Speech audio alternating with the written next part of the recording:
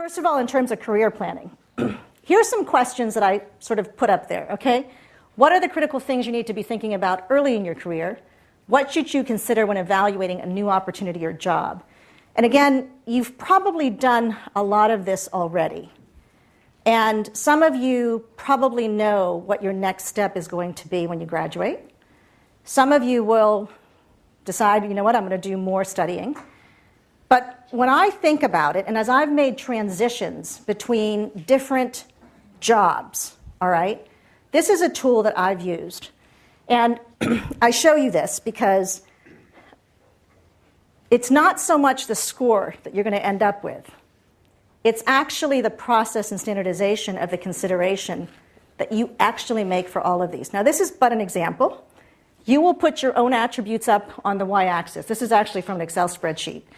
The inner geek in me, I'll tell you right now, so what I do is I put all the attributes, and these aren't all of them. In fact, I was going to pull one of mine. I thought, yeah, that's a little too personal. So, but let me just give you a sense of, I put the attributes, I then give them a weighting, and then I score from 1 to 5, either company A or company B or industry A or industry B. And by doing that, I come out with a score, okay? It's not the score that actually matters. In fact, I will tell you that when I was deciding between staying at Amersham at the time or going into Affymetrix, the score came out dead even. And the reason why I decided to actually go to Affymetrix was my husband said to me, are you going to stay a spectator in the genomic revolution, or do you actually want to drive? And I thought, well, crap, you can't ask me that question and expect me to stay where I am. So, of course, I went, but the score was dead even.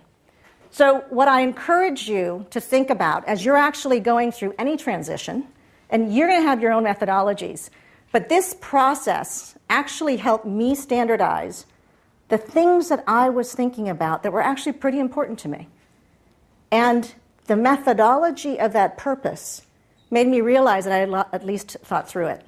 Now, mind you, I've done 6 or 7 changes. So as I've gotten older, I have to admit I've become a little bit more thoughtful about some of the things that matter. And I think those will shift over time, and that's totally okay. But just the fact that you put them down, you actually think through them, you force yourself to actually think about it is pretty meaningful.